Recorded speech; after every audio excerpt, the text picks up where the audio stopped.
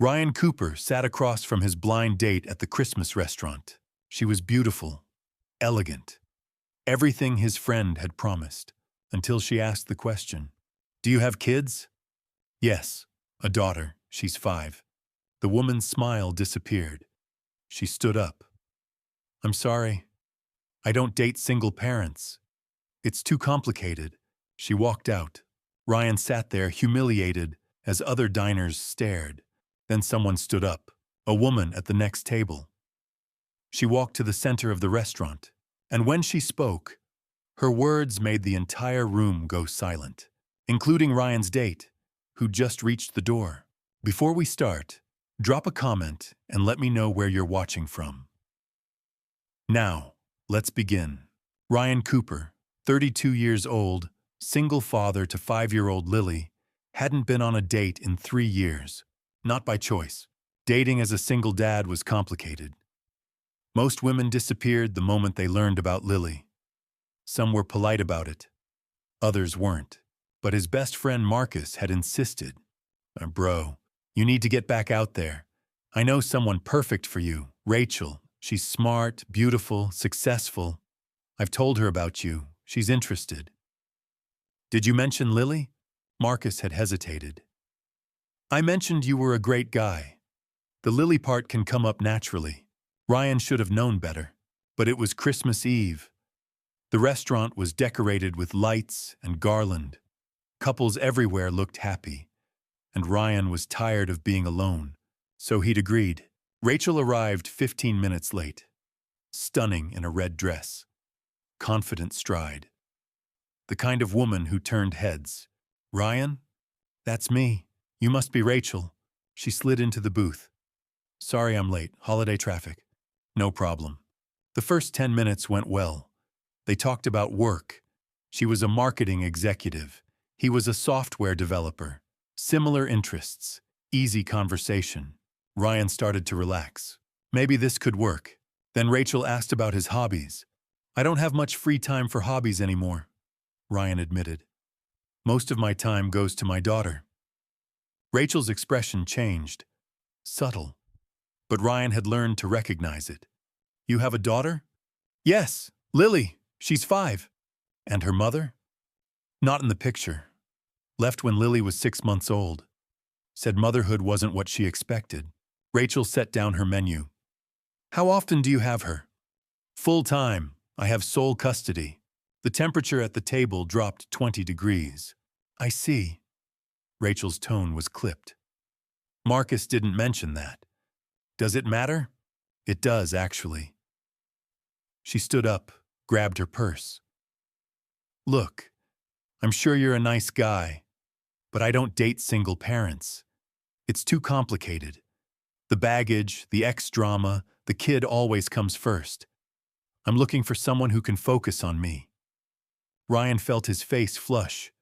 Other diners were starting to notice. "Lily isn't baggage, she's my daughter.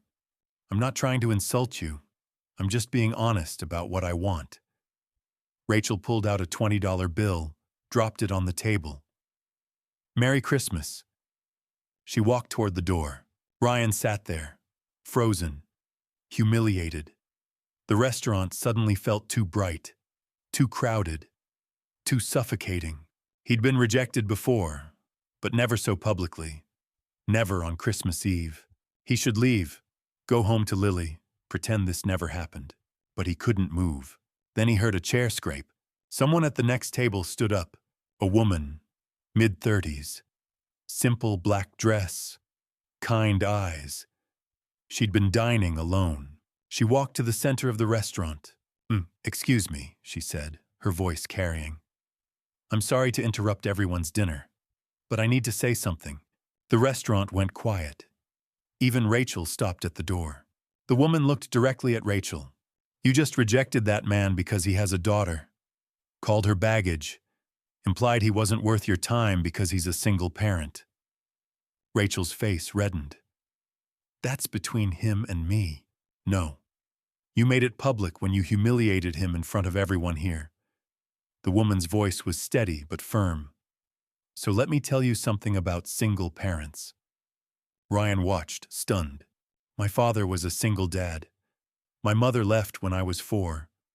Just walked out. Said she couldn't handle motherhood. The woman's voice cracked slightly.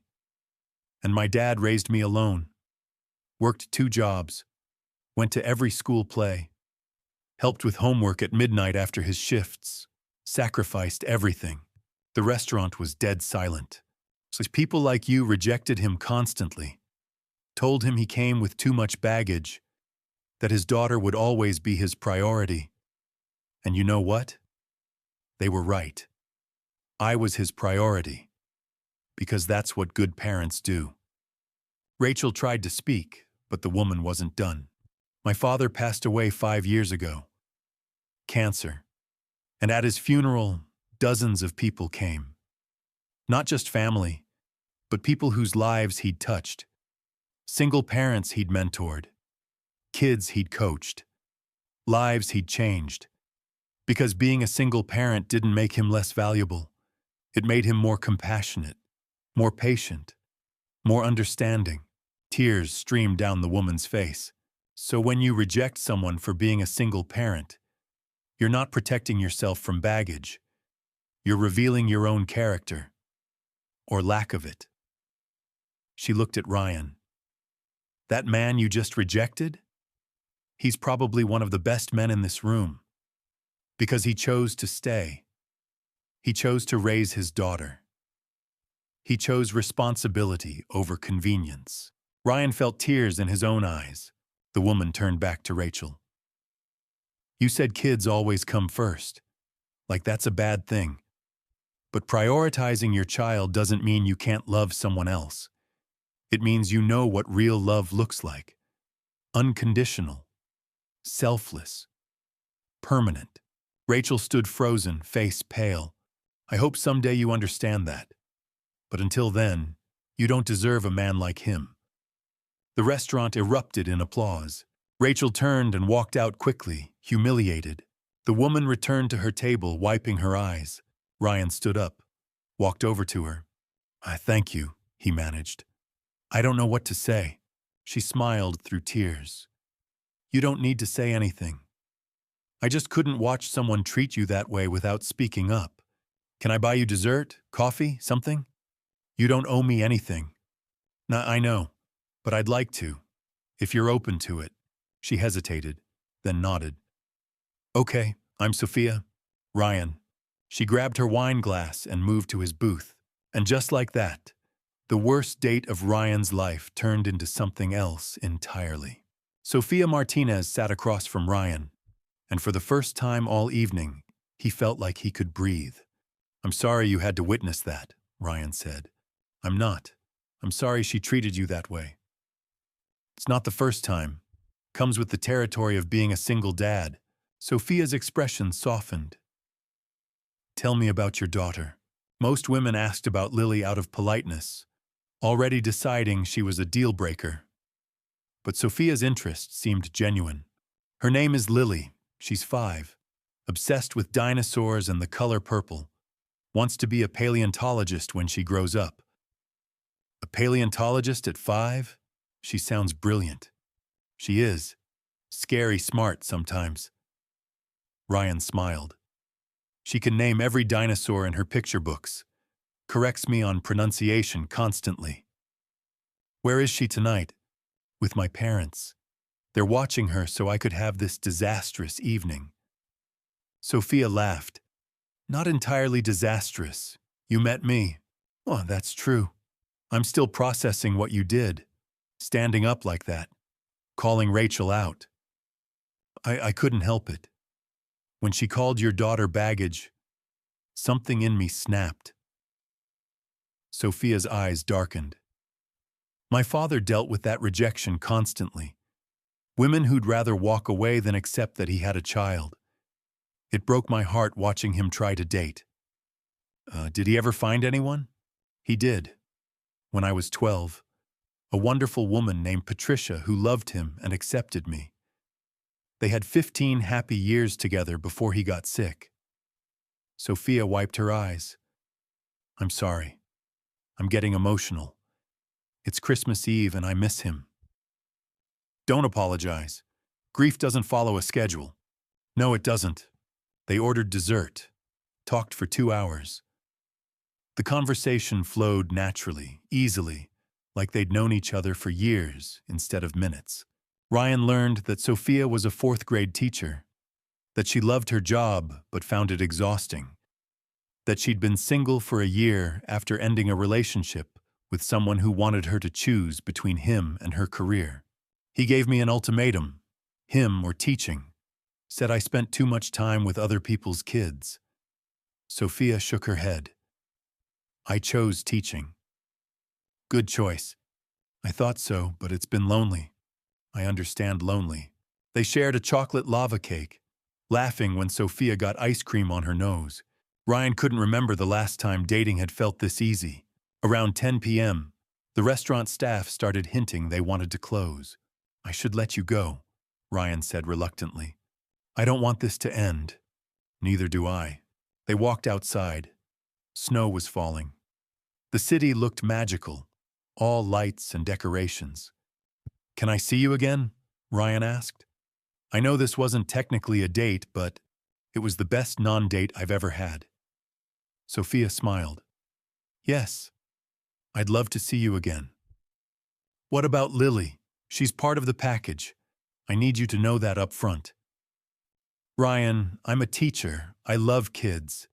And from what you've told me, Lily sounds amazing. She is, but she can be a handful. And my schedule is complicated. I have to work around school pickups and bedtimes and… Sophia put her hand on his arm. Stop. You don't have to sell me on this. I know what I'm getting into, and I'm not scared of it. Ryan felt something crack open in his chest.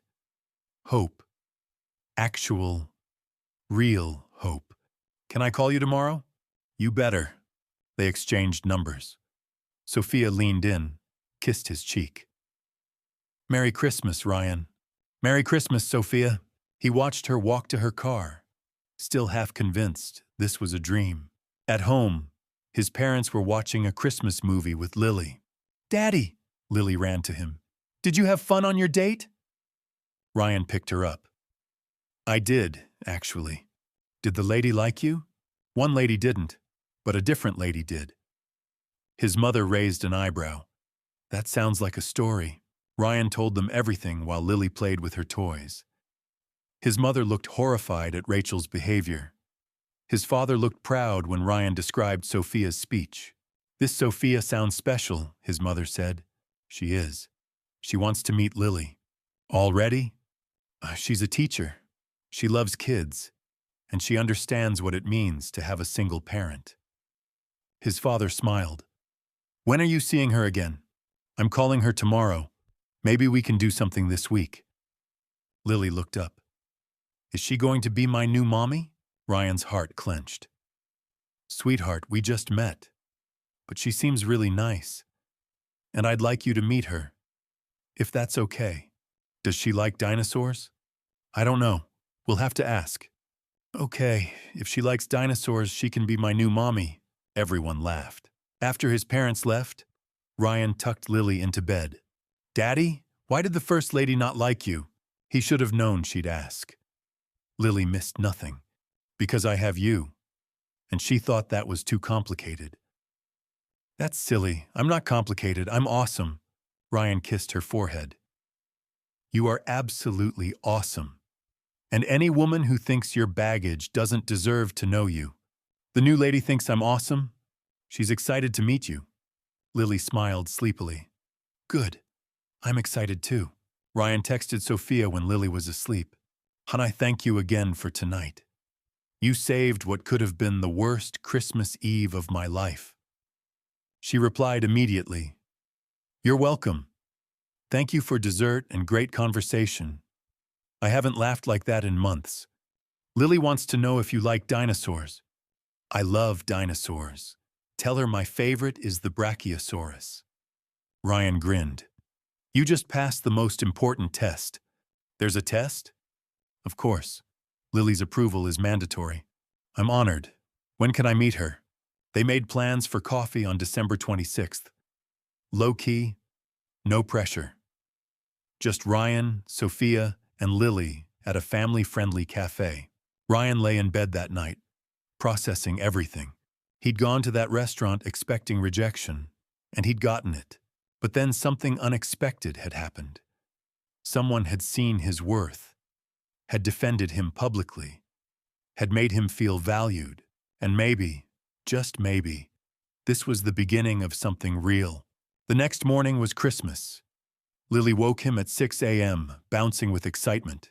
Santa came, Santa came. They opened presents. Lily got her dinosaur books and a purple bicycle.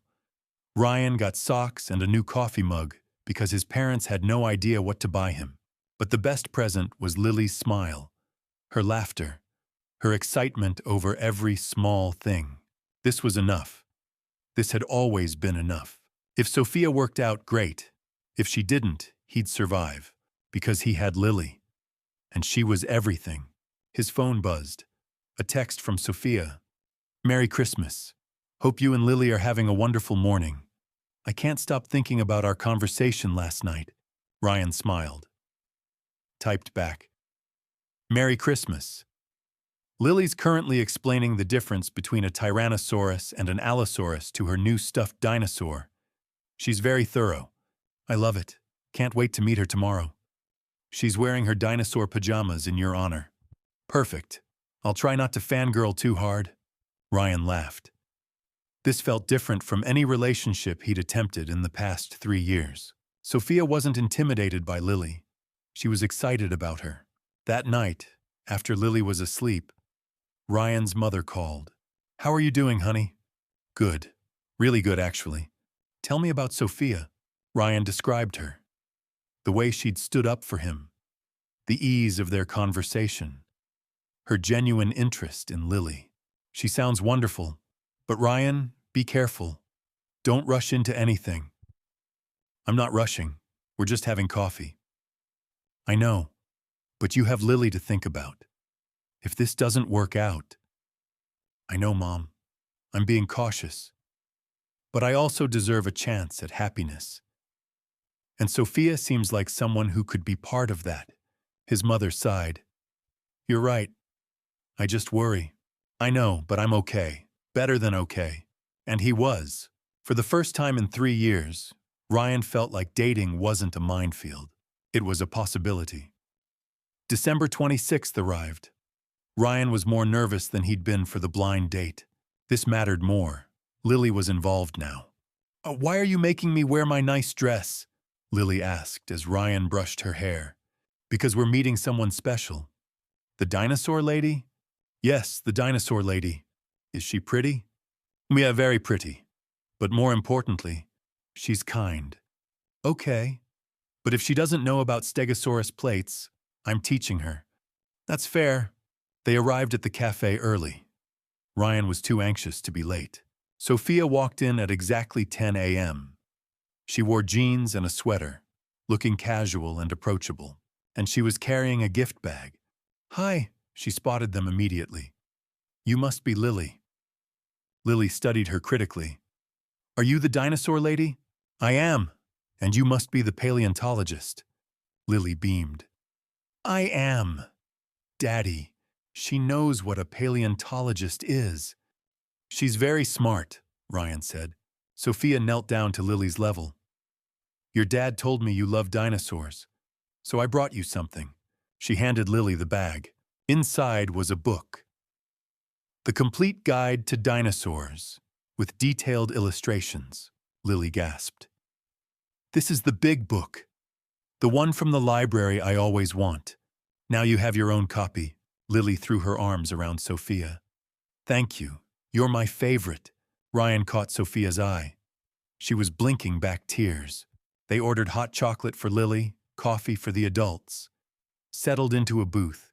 Lily immediately opened her book, showing Sophia her favorite dinosaurs. This is a Brachiosaurus. It's Sophia's favorite. And this is a Triceratops. That's mine. And this is a Velociraptor. They're smart. Like me. You are very smart, Sophia agreed. Did you know velociraptors were actually much smaller than in the movies? About the size of a turkey. Lily's eyes widened. Really?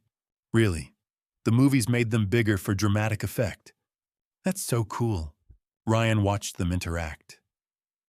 Sophia was natural with Lily, not talking down to her, not patronizing, just engaging with genuine interest. This was what he'd been hoping for, but afraid to believe possible. After an hour, Lily needed a bathroom break. Ryan took her, leaving Sophia at the table. Do you like her? Ryan asked while washing Lily's hands. I love her. She knows everything about dinosaurs, and she gave me a book. And she's pretty. So we can see her again? Yes. Can she come to our house? I want to show her my dinosaur collection. Ryan laughed. We'll see. When they returned, Sophia was looking at her phone, smiling. Everything okay? Ryan asked. Perfect. I was just thinking how nice this is. Lily climbed back into the booth. Sophia, do you want to see my dinosaur collection? I would love to. Ryan hesitated. Lily, maybe we should wait. It's okay, Sophia said. If you're comfortable with it, I'd love to see where you two live. Are you sure? Our place is small, kinda messy. Lots of dinosaur toys everywhere. Sounds perfect. They drove to Ryan's apartment.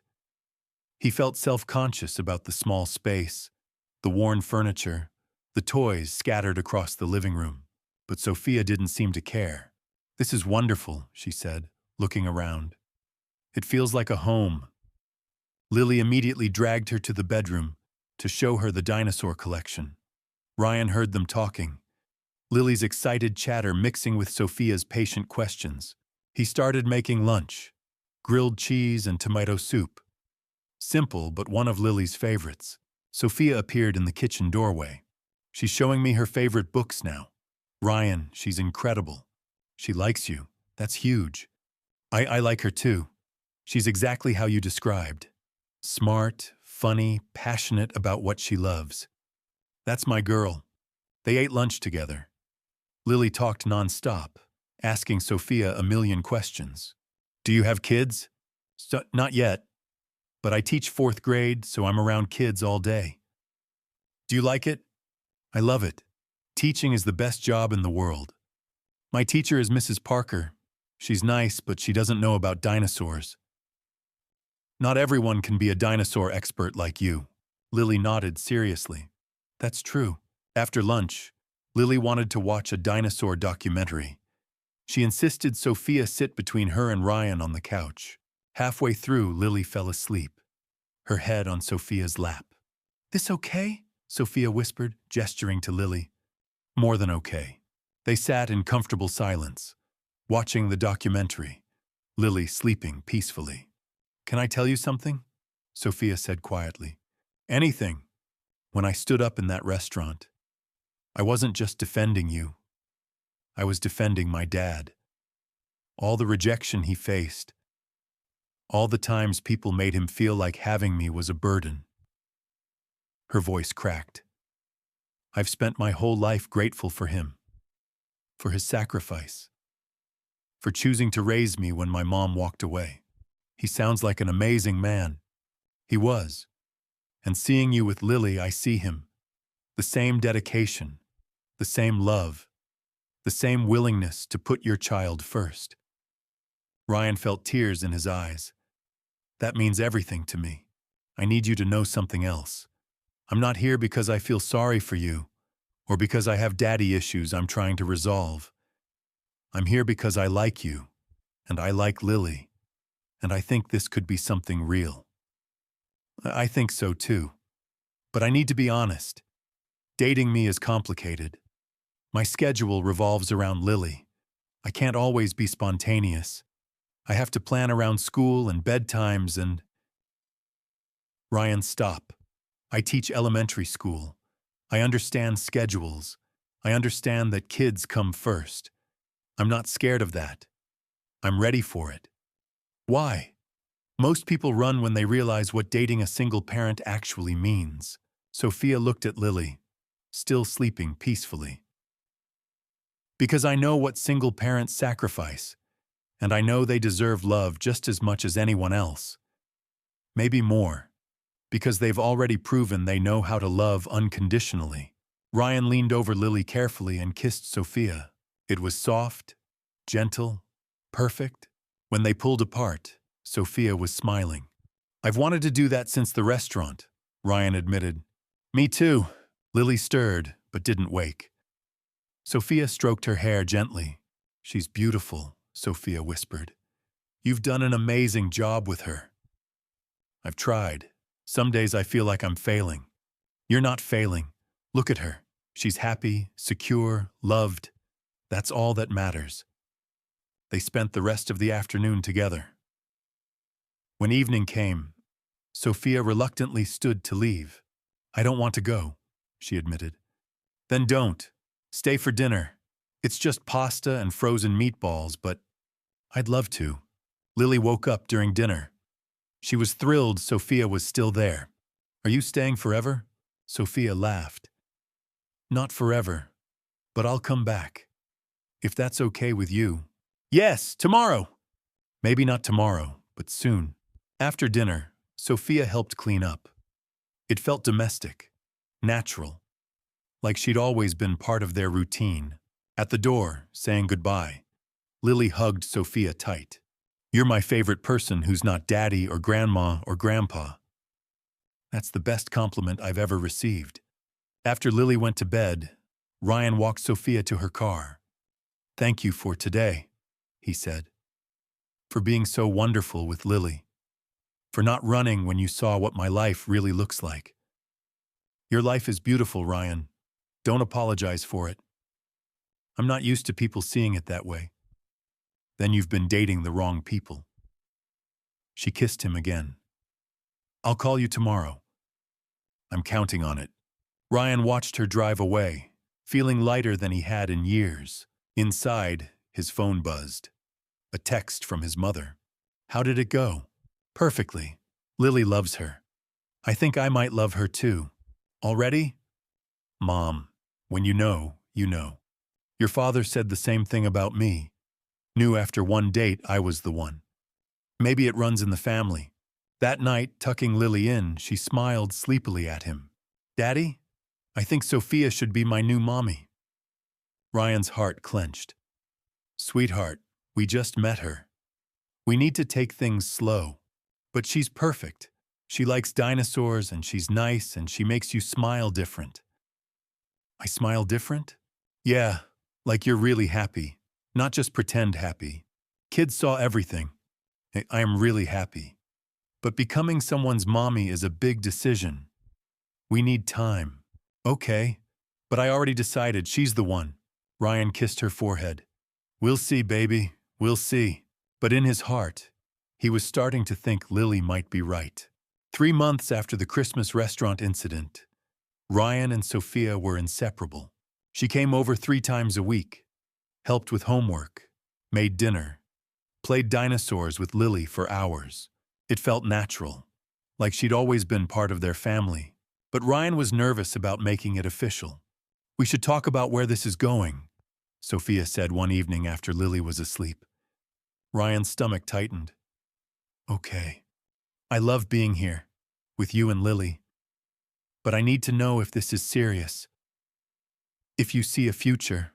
"I do, absolutely. But I'm terrified of messing this up." "Why would you mess it up?" "Because what if it doesn't work out? Lily's already attached to you. If we break up, it'll destroy her." Sophia took his hands. "Ryan, I'm not going anywhere. I'm in this. Completely. But I need you to be in it too. Not holding back because you're scared. I am scared. I'm terrified. Because I'm falling in love with you. And if I lose you, you won't lose me. I love you too. I love Lily. I love this life we're building." Ryan kissed her. Deep, passionate, full of relief and hope. "Move in with us," he blurted out. Sophia pulled back. "What?" "Move in. I know it's fast. But you're here all the time anyway. And Lily asks every night why you have to leave. And I hate watching you go. Ryan, are you sure? That's a big step. I'm sure. I've never been more sure of anything. Sophia's eyes filled with tears. Yes. Okay. Yes. She moved in 2 weeks later. Lily was ecstatic. Sophia's staying forever now. That's the plan, sweetheart. They settled into a rhythm. Sophia handled morning routines while Ryan made breakfast. They alternated dinner duties, split bedtime stories. It was partnership, real partnership, the kind Ryan had never experienced before. One evening, Ryan's ex-wife called. She hadn't been in contact for over 2 years. Ryan almost didn't answer. Hello? Ryan, it's me, Claire. His jaw tightened. What do you want? I heard you're dating someone. Someone who's living with you and Lily. How did you hear that? I have my ways. I want to meet her. Absolutely not. She's living with my daughter. Oh no. Lily is my daughter. You left. You haven't called in 2 years. You don't get a say in who's in her life. I'm still her mother. Biologically, yes. In any way that matters? No. Sophia is more of a mother to Lily than you ever were. Silence on the line. I want to see her, Lily. Ryan's blood ran cold. Why now? Because I made a mistake. I want to fix it. You can't just show up after 2 years and expect Lily to welcome you with open arms. I have rights. You signed away your rights. Remember? You were so eager to be free of us that you gave me sole custody. No strings attached. Claire started crying. I was young, scared. I didn't know what I was doing. And now I'm ready to be her mother. Ryan felt rage building. You don't get to decide that. This isn't about you. It's about Lily. And she doesn't need you showing up and confusing her. I'm coming to see her this weekend. If you show up here, I'll get a restraining order. He hung up. Sophia found him on the couch, head in his hands. What happened? He told her everything. Sophia sat beside him. Do you think she'll actually come? I don't know. Claire's impulsive. She might. What do? We protect Lily. That's all that matters. That weekend, Claire didn't show. But she kept calling, texting, demanding to see Lily. Ryan consulted a lawyer. Got confirmation that Claire had no legal rights since she'd voluntarily given up custody. But the harassment continued. Finally, Sophia had enough. Let me call her, she said. Sophia, I don't think... Trust me. Sophia called Claire. Put it on speaker so Ryan could hear. Who is this? Claire demanded. I'm Sophia. I live with Ryan and Lily. You're the woman trying to replace me. I'm not trying to replace you. You replaced yourself when you walked away. Sophia's voice was calm but firm. I'm calling because your harassment needs to stop. I have a right to see my daughter. No, you gave up that right. But more than legalities, you need to understand something. Lily doesn't remember you. She doesn't ask about you. She's happy, secure, loved. Because you're brainwashing her against me. No, because Ryan has been an amazing father. Because he's given her stability. And now I'm helping provide that too. We're a family. And you're not part of it. Claire's voice broke. She's my daughter. She's Ryan's daughter. You were the incubator. But you weren't her mother. Mothers don't walk away. I made a mistake. And mistakes have consequences. The consequence here is that you don't get to come back when it's convenient.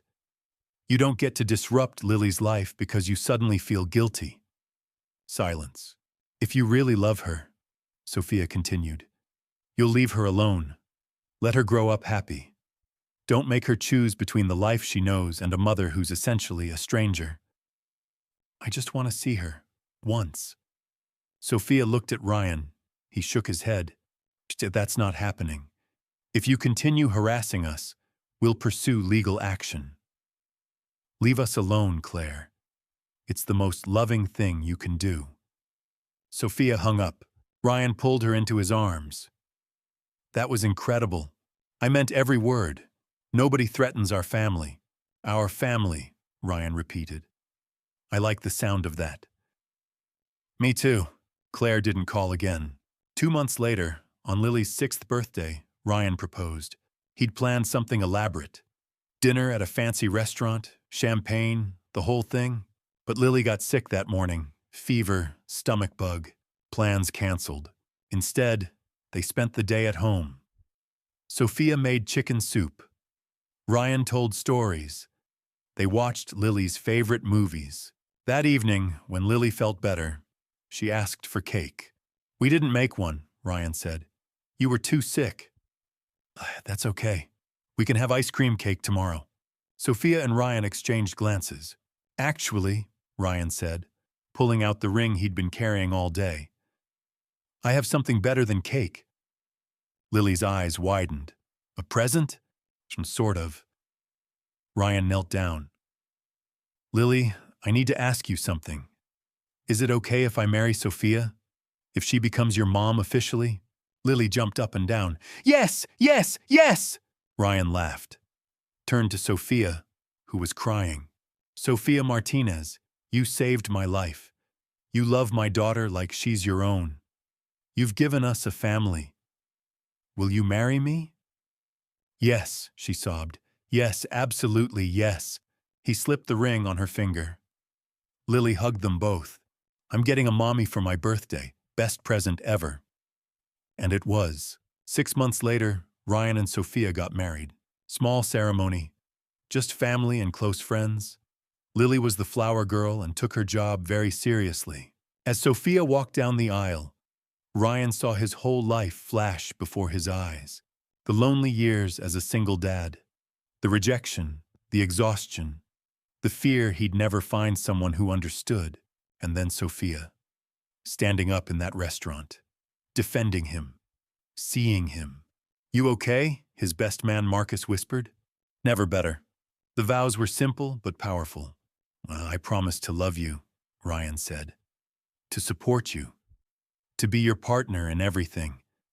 And to never let you forget that you saved me." Sophia wiped her eyes. "I promise to love you and Lily with everything I have. To be the mother she deserves. To build a life with you that honors what we've both overcome." Lily stood between them during the vows. When they were pronounced married, she cheered loudest of all. "My mom and dad are married!" At the reception, Ryan's parents pulled him aside. She's wonderful," his mother said. "We're so happy for you." "Thanks, Mom. Your father and I were worried you'd never find anyone. Not because of you, but because people can be so judgmental about single parents." "I got lucky, really lucky." His father shook his hand. "It wasn't luck, son. You're a good man. You deserved someone who could see that." Later, Sophia's mother approached Ryan. "Thank you for loving my daughter, and for letting her love Lily." "I should be thanking you. Sophia's incredible." "She is, but she's been waiting for this. For a family, for a child to love.